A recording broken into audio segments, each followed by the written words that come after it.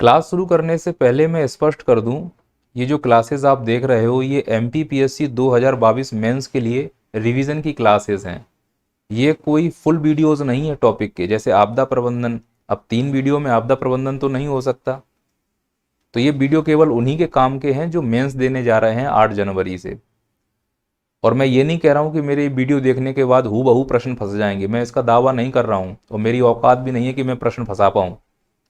बस मैं आपको ये बताने का प्रयास कर रहा हूँ कि शायद इस दिशा में अगर आप काम करते हो, रिवीजन इस दिशा में करते हो, रिवीजन बोल रहा हूँ मैं, तो हो सकता है पेपर इसी से मिलता जुलता आपको मिल जाए और पेपर को हैंडल करने में आसानी हो। क्योंकि जब पेपर हमारे अनुसार आ जाता है तो हम पेपर को अच्छे से हैंडल कर पाते हैं। तो मैं आपको इसीलिए तैयार कर रहा हूँ कि पेपर इसी दिशा में अगर आ गया तो हम मानसिक रूप से तैयार रहेंगे कि हम पहले से पढ़कर आए हुए हैं। बस वही मेरी एक मैं प्रयास कर रहा हूँ इस चीज़ के लिए कि कम से कम आपको दिशा सही मिल जाए। तो हमने रिमोट सेंसिंग, कल GIS और आज GPS का रिवीजन करेंगे। पर GPS में सुनना, GPS के कुछ ऐसे टॉपिक हैं जो साइंस में और ज्योग्राफी की यूनिट 5 में दोनों में पढ़ने हैं। तो इसका मतलब ये कॉमन टॉपिक हो गया। अब साइंस का टीचर भी आपको ये पढ़ाएगा और ज्योग्राफी का टीचर भी आपको ये पढ़ाएगा। तो साइंस के टीचर से पढ़ेंगे तो साइंस की वो बारीकियां और अच्छे से कराएगा। जैसे मैं आपसे बोलूं कि जब भी आपको GPS पढ़ना हो तो साइंस के टीचर से कौन कौन सी टर्मिनोलॉजी, कौन कौन से पॉइंट हैं जो क्लियर करने हैं। सबसे पहला कारमेन लाइन, इस पर 5 नंबर पर टिप्पणी तैयार करके जाना। दूसरा वेन एलन रेडिएशन बेल्ट, इस पर भी 5 नंबर की टिप्पणी तैयार करके जाना। सैटेलाइट कक्षाएं, कितने प्रकार की सैटेलाइट कक्षाएं होती हैं, जैसे लियो, मियो और हाई अर्थ ऑर्बिट HEO। इसके अंतर्गत आता है जियो स्टेशनरी अर्थ ऑर्बिट, सन सिंक्रोनस, जियो सिंक्रोनस, इस प्रकार की सैटेलाइट आती हैं। अब आपको क्या करना है कि लियो के लाभ याद करके जाना है, लियो की कमियां याद करके जाना है, जियो के लाभ याद करके जाना है, जियो की कमियां याद करके जाना है। ये कौन पढ़ाएगा तुमको? ये पढ़ाएगा साइंस का टीचर। और अभी तक अगर नहीं पढ़ा है तो फिर आप ये मानो कि मेंस के लिए ज़्यादा अच्छे तैयार नहीं हो। और अगर अभी लगता है कि सर ये पॉइंट मुझे छूट गया है तो किसी भी कोचिंग के नोट्स उठाकर देख लो, नैया पार के ही नोट्स उठाकर देख लो, उसमें इस प्रकार से लाभ और हानि दी गई हैं। अगर आपको रिमोट सेंसिंग के नोट्स किसी को नहीं मिल रहे हैं तो नैया पार का एप्लीकेशन डाउनलोड करो और उसके ऊपर जो क्लिक करके फ्री स्टडी मटेरियल पे जाना, अंदर कोर्स में मत जाओ, फ्री है वो, और फ्री स्टडी मटेरियल पे जाओगे तो अंदर आपको कंटेंट मिलेगा। तो मैंने जो ऑफलाइन क्लास में पढ़ाया था रिमोट सेंसिंग, उसका बिल्कुल लिखा हुआ नोट्स आपको मिल जाएगा, उसमें ये सब चीज़ें आपको लिखी हुई हैं। तो इस दिशा में काम जरूर करना कि हो सकता है वो लियो के लाभ, लियो के हानियाँ, जियो के लाभ, जियो की हानियाँ, ये पूछ सकता है सन सिंक्रोनस सैटेलाइट क्या होती हैं, इनके उदाहरण पूछ सकता है कि कोई 3 सन सिंक्रोनस सैटेलाइट के उदाहरण दीजिए। तो एक तो ये डायमेंशन में काम करना है। एक और काम करके जाना है इसरो को लेकर। इसरो का फुल फॉर्म जरूर याद कर लेना, एक बार PSC ने पूछा भी था। इसके अलावा इसरो का इतिहास याद करके जाना, इसरो का महत्व तो बहुत अच्छे समझ जाइएगा। इसरो के योगदान को कैसे करके जाओगे, इसरो का योगदान पहले तो वर्ष के हिसाब से कर लो कि 1969 में गठित हुआ तो 1970 में, फिर 1975 में, 1980 में, जो बड़े बड़े उसने योगदान दिए हैं उन योगदानों को वर्ष के हिसाब से एडजस्ट करना। फिर व्यक्ति के हिसाब से इसरो में कौन कौन से व्यक्ति ने क्या क्या योगदान दिया है, जैसे अभी चंद्रयान 3 में जो भी टीम थी उसमें कुछ नाम अच्छे से याद करके जाना, हो सकता है वो नाम के व्यक्तित्व भी पूछ दिए जाएं और कार्यक्रम पूछे जा सकते हैं। तो इसरो ने कौन कौन से कार्यक्रम बनाए हैं, जैसे गगनयान, चंद्रयान, आदित्य L1, इस प्रकार के कार्यक्रमों को जरा देखना है। सूर्य के लिए अध्ययन करने के लिए अलग कार्यक्रम, चंद्रमा का अध्ययन करने के लिए अलग कार्यक्रम, मंगल का अध्ययन करने के लिए अलग कार्यक्रम, स्पेस में ब्रह्मांड के लिए अध्ययन करने के लिए जो जो कार्यक्रम चलाए जा रहे हैं, उन कार्यक्रमों में जो सैटेलाइट यूज की जा रही हैं वो सैटेलाइट में जो सेंसर्स हैं उनको विशेष रूप से करके जाना, रिमोट सेंसिंग में काम आएंगे। और कुछ संस्थाएं हैं उनको पढ़कर जाना जो इसरो के अधीन या इसरो की सहयोगी संस्थाओं के रूप में पहचानी जाती हैं, जैसे कि सतीश धवन स्पेस सेंटर, आपने सुना होगा, सतीश धवन प्रक्षेपण केंद्र जो श्रीहरिकोटा आंध्र प्रदेश में स्थित है। ऐसे ही थुम्बा के बारे में 3 नंबर में पूछ सकता है। ऐसे ही महेंद्रगिरी के बारे में 3 नंबर में पूछ सकता है। ऐसे ही चिल्का के पास जो चांदीपुर है उसके बारे में 3 नंबर में पूछ सकता है। तो इसरो से संबंधित जो भी संस्थान के रिलेटेड स्थान हैं उनको जरूर पूछेगा, खासकर ऐसे हेडक्वार्टर जो रिमोट सेंसिंग से संबंधित हो। उसमें एक जो रीजनल कंट्रोल फैसिलिटी हेडक्वार्टर है वो भोपाल में है, हैदराबाद में है। इस प्रकार से याद रखना शायद काम आएगा। प्रमुख प्रक्षेपण यान को, ये साइंस का टीचर कराएगा, ठीक है, साइंस के टीचर ने कराया होगा। अगर उसने नहीं कराया किसी साइंस के टीचर ने, तो नैया पार्क के एप्लीकेशन पर जाओ, फ्री स्टडी मटेरियल में क्लिक करके पूरे रिमोट सेंसिंग के नोट्स, ज्योग्राफी के नोट्स, पर्यावरण के नोट्स, आपदा प्रबंधन के नोट्स, एमपी ज्योग्राफी के नोट्स जो मैं पढ़ाता हूँ वो सब मेरे क्लास नोट्स डले हुए हैं फोटो कॉपी के रूप में, आप देख सकते हो उनको जाके। फ्री में है, कोई चार्जेस नहीं होगा वहाँ पे। जैसे SLV, PSLV, GSLV, हालांकि ज्योग्राफी के पॉइंट ऑफ व्यू से ये प्रश्न इस प्रकार के बनाना मूर्खता होगी मेरे हिसाब से, कि आप पूछ रिमोट सेंसिंग ज्योग्राफी में रहे, तो ज्योग्राफी का और भी बहुत दायरा है। फिर GSLV, PSLV, उसमें कौन सा इंजन है, कौन से प्रकार का ईंधन प्रयोग होता है, द्रव ईंधन है कि ठोस ईंधन है, कितने चरण में ईंधन बनता है, ये साइंस के पॉइंट ऑफ व्यू से देखे जाने वाले प्रश्न हैं। और अगर ज्योग्राफी में अगर आप GSLV, PSLV पूछते हो पेपर सेट करने वाले, तो मैं समझ जाऊंगा कि अभी समझ नहीं है रिमोट सेंसिंग की ज्योग्राफी के हिसाब से। अगर ज्योग्राफी रिमोट सेंसिंग में आया तो उसके कई सारे डायमेंशन हैं जो ज्योग्राफी के हिसाब से पूछे जाने चाहिए थे। तो ये तुमको काम करना है, मेरे हिसाब से आपको होमवर्क समझ में आ गया होगा। इनकी विशेषताएं, लाभ, हानि इस प्रकार से कंप्लीट कर लेना। आइए अब शुरू करते हैं। कुछ क्वेश्चंस हैं जो तुम्हें करने हैं। जैसे पहला तो यही प्रश्न पूछा जाएगा, जीपीएस का फुल फॉर्म क्या है और इसकी कार्यप्रणाली को समझाइए। अब जीपीएस का फुल फॉर्म तो आप लोगों को रट ही गया है, कार्यप्रणाली पर बात करते हैं। तो कार्यप्रणाली का मतलब कैसे कार्य कर रही होती है, इसके लिए कुछ शब्दावलियां हैं जो दिमाग में रखना। इन शब्दावलियों के साथ अपने उत्तर को लिखने का प्रयास करना। एक्चुअली ये पूरी कार्यप्रणाली है जो मैंने पॉइंट पॉइंट में लिख दी है। अब थोड़ा बहुत पढ़े होगे तो तुरंत तुम्हारे दिमाग में क्लिक करेगा, और अगर नहीं पढ़े होगे तो ऐसे ही फॉर्मेट बनाकर पॉइंट को भाषा में लिखकर आ जाना, शायद नंबर मिल जाए। पहले तो ये ध्यान रखना कि जो जीपीएस की कार्यप्रणाली है एक्चुअली यह जियोमेट्रिक्स के आधार पर काम करती है। जियोमेट्रिक्स विज्ञान की एक ऐसी शाखा है जिसका काम है आंकड़ों को एकत्रित करना। जीपीएस भी एक प्रकार से आंकड़ों को एकत्रित करने वाली प्रणाली है। इसीलिए मैं ये कह सकता हूं कि ग्लोबल पोजिशनिंग सिस्टम यानी जीपीएस जियोमेट्रिक्स का ही एक पार्ट है। पर जीपीएस के लिए कई सारे अंग होंगे, उसके कई सारे तत्व होंगे उसके, तो इसमें घटक हैं। तत्व का मतलब मैं यहाँ कहूंगा जीपीएस के घटक। कौन कौन से जीपीएस के घटक हो जाएंगे? एक स्पेस सेगमेंट हो जाएगा, यूजर सेगमेंट हो जाएगा, कंट्रोल सेगमेंट हो जाएगा, ऑटोमिक क्लॉक हो जाएगा। तो ये प्रमुख 4 घटक होते हैं। अब इनके क्या क्या यूज हैं क्लास में आपने पढ़े हैं, उन यूजों को भाषा के रूप में यहाँ पर लिखना है। यानी कि कार्यप्रणाली में ये 4 शब्द आना बहुत अनिवार्य है। अगर ये 4 शब्द नहीं आ रहे हैं तो फिर समस्या का विषय है आपके साथ, आपका आंसर अच्छा नहीं होने वाला है। फिर आता है सिद्धांत। किस सिद्धांत पर काम करता है? तो एक तो यह समय के स्थान यानी मिली सेकेंड के सिद्धांत पर काम करेगा। इसमें जो समय मापा जाएगा वो मिली सेकेंड में मापा जाता है, और इसका प्रमुख रूप से काम होता है दूरी और विशेष रूप से समय का मापन करना। तो अगर इसका सैद्धांतिक पहलू देखा जाए तो यह मिली सेकेंड में दूरी और समय का मापन करेगा। पर इसकी कई सारी समस्याएं भी हैं। पहली समस्या है ऑसिलेटिंग होना, और इसका प्रमुख कारण है साधारण घड़ी का प्रयोग। यदि नेविगेशन में साधारण घड़ी लगा दी जाए तो ऑसिलेटिंग की प्रॉब्लम हो जाती है, और अगर परमाणु घड़ी लगाई जाए तो बड़ा महंगा प्रणाली बनता है। इसीलिए नेविगेशन बहुत महंगी प्रणाली मानी जाती है। जी हाँ, नेविगेशन में परमाणु घड़ियों का प्रयोग होता है, साधारण घड़ियों का प्रयोग नहीं होता। अब परमाणु घड़ियां किसे कहते हैं 3 नंबर में अगर आ जाए तो संभालना जरूरी है, आपके लिए संभालना। एक इसकी और समस्या है कि इसको चालू करने के लिए कम से कम 3 सैटेलाइट हमारे पास होनी चाहिए। अधिक से अधिक तुम जितनी भर पाओ तुम्हारे ऊपर है, पर पूरी पृथ्वी को कवर करने के लिए एक साथ 3 जीपीएस लगेंगे कम से कम। तो 3 जीपीएस अगर नहीं है तो ये प्रणाली शुरू नहीं हो सकती। कुल मिला के एक महंगी प्रणाली है और इसमें कई सारे खर्चे होते हैं। इसे रिकवर भी किया जा सकता है, पर इसके फायदे भी बहुत हैं। फायदे इतने हैं कि पूरा जीवन आज इसी के सहारे चल रहा है।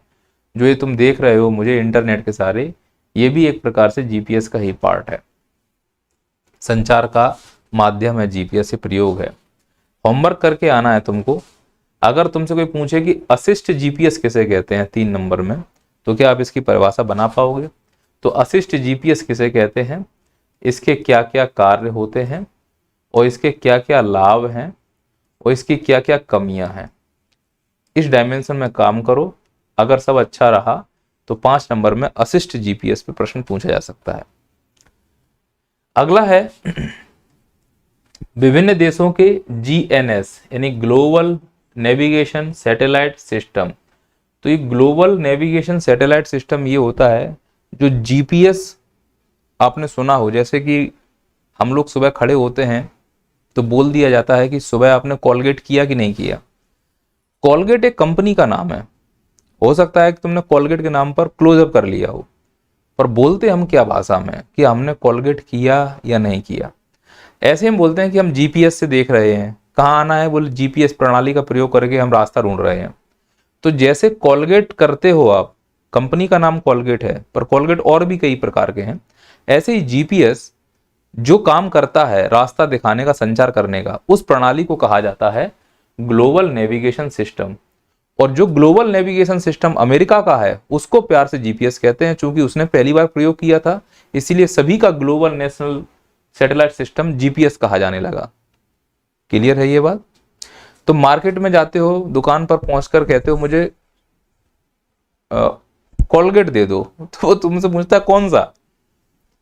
मेरी बात समझ रहे हो? तुम दुकानदार से पूछना कि भैया कॉलगेट है, तो बोल देगा कौन सा। अरे भाई कॉलगेट बोल रहा हूं ना, तो भी पूछता है कौन सा, क्लोजअप, पेप्सोडेंट या कॉलगेट। ऐसे मैंने कहा जीपीएस, तो जीपीएस का मतलब क्या, मतलब ग्लोबल नेविगेशन सैटेलाइट सिस्टम। इस ग्लोबल नेशनल सैटेलाइट सिस्टम का अलग अलग देशों में अलग अलग नाम है, जिसमें अमेरिका में इसको कहा जाता है नेविस्टार।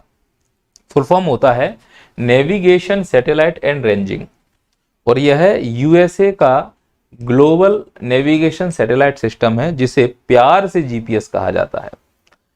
तो इसका मतलब जो नेविस्टार है अमेरिका की सैटेलाइट कॉन्स्टलेशन, वो जीपीएस के नाम से जाना जाता है।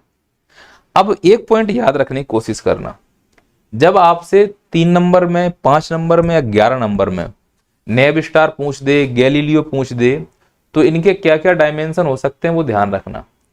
कोशिश करना कि पहले फुल फॉर्म में इसका बताया जाए, फिर बताने की कोशिश करना यह है किस देश का है। फिर इसका एक डायमेंशन होता है कि टोटल कितनी सैटेलाइट है। अब टोटल का मतलब समझना कि कुल कितनी होनी है और चालू कितनी है, मतलब एक्टिव कितनी है। तो जैसे सपोज करो कि कुल सैटेलाइट पहुंचनी है 35, जैसे चाइना का जो जीपीएस है उसमें कुल टोटल 35 सैटेलाइट लगाई जानी है, पर उसमें अभी 29 चालू हैं, यानी कि अभी 6 सैटेलाइट भेजना और बाकी है, धीरे धीरे भेजी जा रही हैं। तो इस प्रकार से बताना है कि इसमें कुल इतनी सैटेलाइट है, इतनी एक्टिव हैं। अब जो सैटेलाइट है वो चक्कर लगाती है पृथ्वी का, तो उसको कहा जाता है कक्षा। सोच कर देखो ये पृथ्वी है और ये मैंने कक्षा बना दी। अब इसमें 3 सैटेलाइट मैंने सेट कर दी, एक साथ घूम रही हैं 3 सैटेलाइट, समझना मेरी बात को। और हमारे पास टोटल है कितनी, 24 सैटेलाइट। तो अगर एक कक्षा में 3 सैटेलाइट जाती हैं तो 24 सैटेलाइट सेट करने के लिए कितनी कक्षा बनानी पड़ेंगी, 8 कक्षाएं बनानी पड़ेंगी। तो इस प्रकार से 8 कक्षाएं बनेंगी एक कक्षा में अगर 3 सैटेलाइट जा रही हैं तो कक्षाएं बतानी पड़ेंगी कि ये कक्षाएं कितनी हैं, एक्स वाई जेड जितनी कक्षाएं वो बता देना। प्लस जो सैटेलाइट होती है उसमें झुकाव होता है डिग्री का। झुकाव का मतलब नहीं समझे सर, याद रखना कि जो भी देश बोलेगा कि मेरा जो ग्लोबल नेविगेशन सैटेलाइट सिस्टम है वो इतने डिग्री झुका हुआ है, इसका मतलब वो ये कहना चाह रहा है कि हमारा उत्तरी या दक्षिणी अक्षांश लगभग इतना है। जैसे भारत का जो ग्लोबल नेशनल सैटेलाइट सिस्टम है, एक्चुअली भारत का रीजनल है, ग्लोबल भी नहीं है, उसका झुकाव 29 डिग्री के आसपास है। 29 डिग्री का मतलब है जम्मू कश्मीर के आसपास, क्योंकि भारत का मैक्सिमम जो उत्तरी अक्षांश है वो 37 डिग्री है। तो उनके अक्षांशों का जो विस्तार होगा उतना ही झुकाव होगा। अब मैं कहता हूं कि गैलीलियो का झुकाव 55 डिग्री का है, इसका मतलब जो 55 डिग्री के आसपास देश होंगे उनके लिए है। अब मैं कह दूं कि नेविस्टार का झुकाव फलाने डिग्री का है, तो इसका मतलब वो वहां पर है। तो झुकाव का मतलब है उतने अक्षांश के इर्द गिर्द वो अपनी सूचनाएं देगा प्रमुख रूप से, और उसके इतर वो दे सकता है। मतलब जैसे टॉर्च हम डालते हैं, जब दीवार पर प्रकाश लगाते हैं तो जहां टॉर्च का गोला होता है वहां प्रमुख रूप से रोशनी जाती है, लेकिन रोशनी अगल बगल भी फैलती है। ऐसे ही जितने डिग्री का झुकाव होगा उतने रेंज में वो अच्छे से परफॉर्म करती है, पर उसके इतर भी वो परफॉर्म कर सकती है, लेकिन सिग्नल वीक आएंगे मोबाइल की तरह कि टावर के पास खड़े हो जाओ तो मोबाइल के सिग्नल ज़्यादा आएंगे, तल घर में चले जाओ तो मोबाइल के सिग्नल कम आएंगे। ठीक वैसा ही इसमें भी कॉन्सेप्ट है। तो इसमें कहाँ का है, ये अमेरिका का है। ठीक है, क्या नाम है, जीपीएस नाम है। टोटल कितनी सैटेलाइट है, 24 अभी, और कितनी ऐड की जा सकती हैं, 6। तो इस प्रकार से सैटेलाइट ऐड भी की जा सकती हैं। और तुम इसमें कितनी लिख कर आओगे, 24 + 6, बात खत्म। विवाद ही नहीं करना है किसी से, कोई बोलेगा 24 है, कोई बोलेगा 30 है, हाँ जैसा तुम बोलो सही है। इसमें एक समस्या और है, जो सैटेलाइट ऊपर जाती हैं वो सब एक साथ तो भेजी नहीं गई हैं, कोई 2 साल पहले, कोई 20 साल पहले। जैसे भारत में मान लो कि 8 सैटेलाइट वाला कॉन्स्टलेशन बनाया जा रहा है, तो अभी 7 भेज दी गई उदाहरण के लिए, तो 8वीं भेजी जाएगी तो वो लेट भेजी जाएगी। या अभी जो 8 थी, एक और भेजी गई 9, जो H नंबर की थी वो डिफ्यूज हो गई है, डीएक्टिव हो गई है, तो उसके बदले कोई नई भेजनी पड़ेगी। तो जो सैटेलाइट भेजी जा रही होती हैं उनका जो उम्र है वो अलग अलग होता है, तो उनका रिटायरमेंट भी अलग अलग होता रहता है। तो कुछ जुड़ती जाती हैं, कुछ हटती जाती हैं, तो इसलिए नेविगेशन कभी काम करता है, कभी नहीं करता है। पर चूंकि उनके लिए व्यवस्था अच्छी की गई हैं तो इस प्रकार से रहेगा। फिर देखना है कि किस ऑर्बिट में है, ऑर्बिट जरूर बताना है, मीडियम अर्थ ऑर्बिट में है, हाई अर्थ ऑर्बिट में है कि लोअर अर्थ ऑर्बिट में। सामान्यतः जितने भी जीपीएस हैं वो सब मीडियम अर्थ ऑर्बिट में हैं, और कुछ हैं जो हाई अर्थ ऑर्बिट में रखे जाते हैं।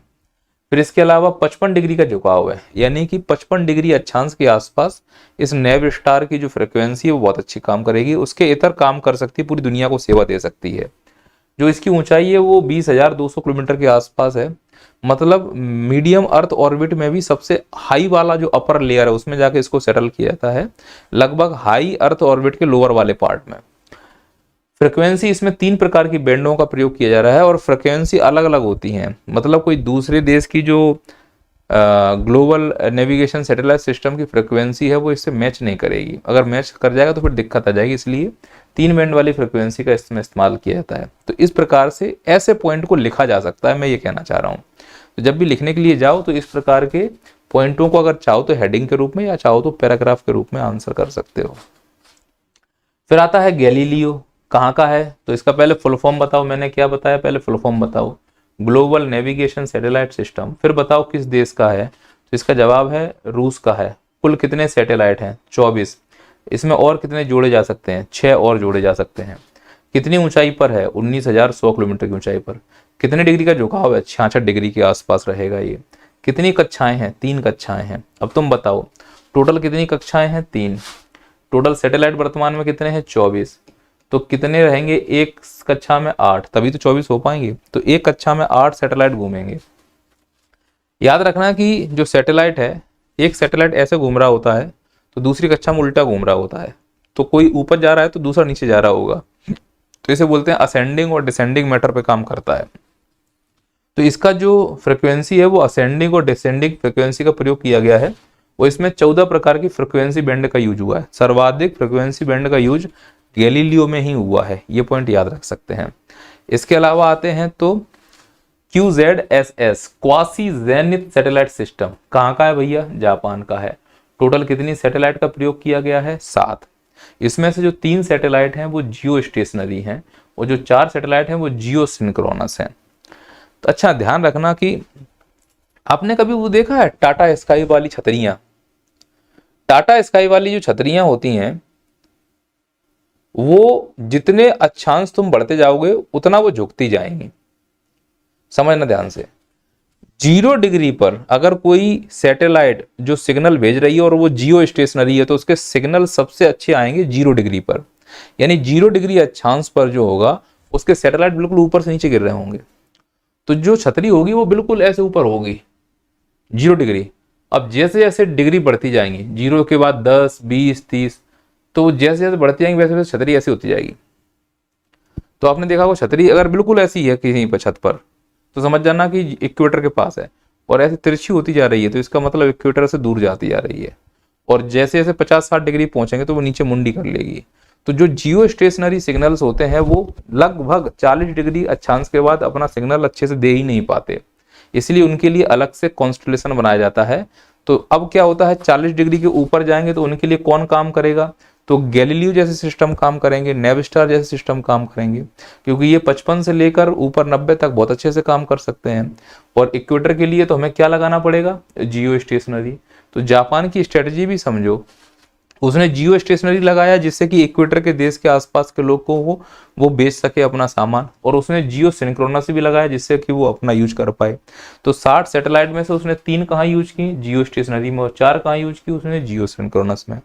ऊपर लगाई है, जब भी जियो स्टेशनरी आएगा इसका मतलब हाई अर्थ ऑर्बिट ही है, 35,000 किलोमीटर के ऊपर ही है।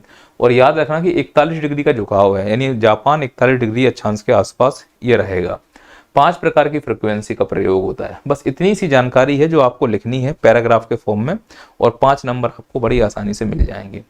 विडो कहाँ का है, चीन का है। टोटल कितनी सैटेलाइट हैं, 35। वर्तमान में कितनी वर्क कर रही हैं, 29। अभी एक बंद हो गई है, तो अगर आप नेट पे देखोगे तो क्या 28 दिखाई दे, मैक्सिमम 35 हो सकती हैं। तो इस प्रकार से अगर पूछा जाएगा कि ग्लोबल नेविगेशन सैटेलाइट सिस्टम अलग अलग देश का बताओ, तो जापान का मालूम है, चीन का मालूम है, रूस का मालूम है, यूएसए का मालूम है। तो क्या भारत का भी अपना कुछ है, बिल्कुल है।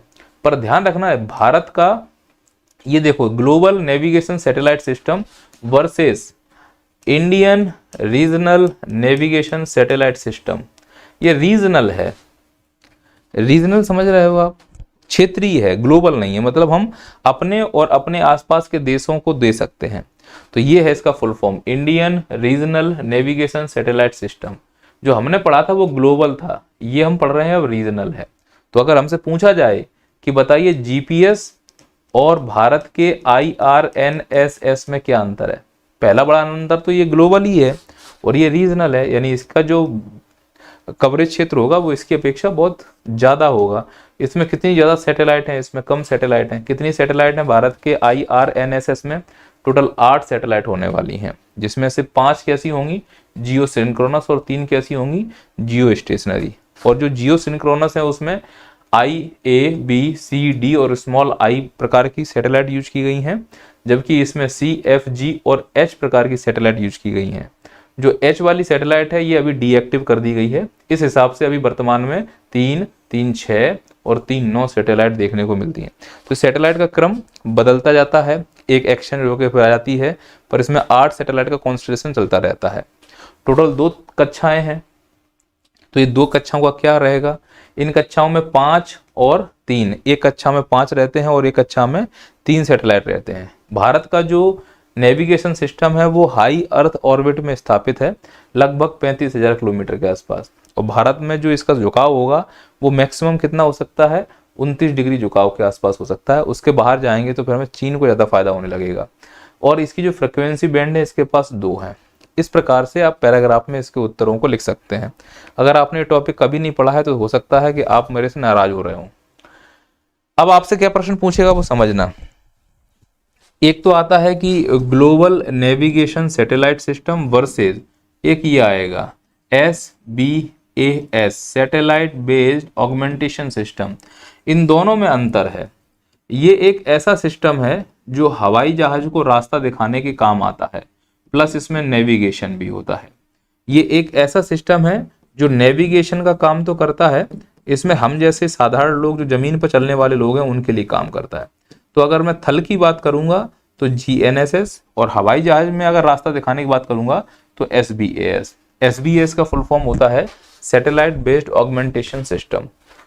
ये जो SBAS है इसके 2 ही कार्य होते हैं। पहला तो पथ प्रदर्शक होता है, जैसे कि GPS हमको रास्ता दिखाएगा, ऐसे ही हवाई जहाज को जो रास्ता दिखाने वाला पूरा प्रणाली होता है उसको SBAS कहा जाता है। और यह प्रमुख रूप से संचार भी कर सकता है, इसीलिए तो चलते हुए हवाई जहाज को रास्ता भी दिखाता है और तुम कंट्रोल रूप से हवाई जहाज से बात भी कर सकते हो। इसका प्रमुख कार्ड है SBAS। अच्छा, विभिन्न देशों में SBAS को अलग अलग नाम से जानते हैं, ठीक वैसे ही जैसे ग्लोबल नेविगेशन सैटेलाइट सिस्टम को अलग अलग देश में अलग अलग नाम से जानते हैं। ग्लोबल नेशनल सैटेलाइट सिस्टम को अमेरिका में GPS कहते हैं और इसका औपचारिक नाम है नेविस्टार। ठीक इसी प्रकार से इंडिया में इसको IRNSS कहा जा सकता है। हालांकि ये रीजनल है और वो ग्लोबल के लिए है, लेकिन कार्य प्रणाली तो उसकी एक जैसी ही है ना। ठीक इसी प्रकार से SBAS अलग अलग देशों में अलग अलग नाम से जाना जाता है। जैसे रूस में SDCM कहा जाता है, यह रूस का SBAS है, जो रूस की हवाई यात्रा वाले हवाई जहाज हैं उनके बीच में कोऑर्डिनेशन करने का काम करता है SDCM। भारत के लिए कौन काम कर रहा है? गगन। USA के लिए वास, यूरोप के लिए इग्नोस, चीन के लिए BDS वास, जापान के लिए MSAS। तो ये वो हैं जो हवाई जहाज के लिए नेविगेशन का काम करते हैं। तो इसलिए फर्क है, ये हवाई जहाज के लिए हो जाएगा और ये जमीन के लिए हो जाएगा, पानी के लिए हो जाएगा। समझने के लिए बता रहा हूँ, ये गांव की भाषा में, थोड़ा टेक्निक फंसोगे तो चीजें बदल जाएंगी। आगे बढ़ते हैं। GPS के अनुप्रयोग बताइए आप। GPS के अनुप्रयोग बताइए। तो पहला तो पथ प्रदर्शक में अनुप्रयोग हो सकता है, जैसे नाविक। नाविक क्या है हमारा? GPS है। गगन, गगन क्या है हमारा? SBAS है। जैसे वास क्या है? USA का SBAS है। ये करते क्या है? पथ प्रदर्शक है। किसके लिए? हवाई जहाज के लिए। तो ये किसका अनुप्रयोग हो गया? है तो पार्ट GPS का ही। दूसरा है सर्वेक्षण और मानचित्रण के लिए। इसका सबसे अच्छा उदाहरण है ओपन स्ट्रीट मैप तैयार करना। किसकी सहायता से हो सकता है? GPS की सहायता से। ठीक इसी प्रकार से सोशल नेटवर्किंग, फोटोग्राफी, जियो कोडिंग और आपदा निगरानी में भी GPS का अनुप्रयोग किया जा सकता है। जो होमवर्क है आपको करके लाना है, इस पर काम कर लो। आशा करता हूं कि इसी के इर्द गिर्द कुछ प्रश्न बन सकते हैं। जैसे पहला तो है कि GPS में परमाणु घड़ियों का प्रयोग क्यों किया जाता है। आप इस उत्तर को लिखते समय जो मेन मुद्दा है वो है ऑसिलेटिंग की प्रॉब्लम को खत्म करने के लिए, है ना। डिले हो जाता है, अब सिग्नल में अगर डिले होगा तो फिर बहुत सी चीजें बदल जाएंगी। इसलिए आपने देखा होगा कि जो GPS पास होते हैं उनके सिग्नल बहुत अच्छे होते हैं, जो दूर होते हैं उनके सिग्नल थोड़े कमजोर होते हैं। तो जो हाई अर्थ ऑर्बिट में लगाए गए GPS हैं वो थोड़ा सा डिले काम करते हैं, एक्यूरेट जानकारी नहीं दे पाते हैं। तो इस प्रकार से बताना परमाणु घड़ियां क्यों प्रयोग की जाती हैं। उत्तर लिखते समय पहले परमाणु घड़ियों को अच्छे से परिभाषित कर लेना। फिर अगला है कि गगन और नाविक में क्या अंतर है। तो इसके 5 अंतर आप नोट्स में जाकर मिल जाएंगे, फिर भी बिना देखे लिखने का प्रयास करना। पहले गगन का फुल फॉर्म करना, फिर नाविक का फुल फॉर्म करना, फिर बताना कि ये SBAS है, ये बताना ये एक GPS है। इस प्रकार से पूरा घटक और सिद्धांत और कार्य प्रणाली को लिखते हुए उत्तर खत्म कर देना। फिर आता है IRNS, यानी कि एक ऐसा GPS जो रीजनल क्षेत्र में काम करता हो, और आता है ग्लोबल नेशनल सैटेलाइट सिस्टम। तो IRNS और GNS में क्या अंतर है, ये अंतर कंप्लीट करते ही बहुत सारे प्रश्न अपने आप हल हो जाएंगे। GPS के घटक लिखो, एक प्रश्न ये पूछ सकता है, या पूछेगा GPS का महत्व लिखिए, या पूछेंगे GPS के अनुप्रयोग लिखिए। अब ये अनुप्रयोग तो रिमोट सेंसिंग और GIS में हम करते हुए आए ही हैं, इसलिए ज्यादा लोड लेने की जरूरत है नहीं है यहाँ पर। निम्नलिखित में से इन सबको परिभाषित करना है। जैसे चौक रिंग किसे कहते हैं, राइनेक्स क्या है, DGPS किसे कहते हैं, PDOP क्या है, ट्राइलेट्रेशन किसे कहते हैं। इस प्रकार के प्रश्नों को हमको तैयार करके रखना है। आशा करता हूँ आप मेरी बात समझ पाए होंगे। हम मिलते हैं अब कल भूगोल के प्रश्नों के साथ। जय हिंद, जय भारत।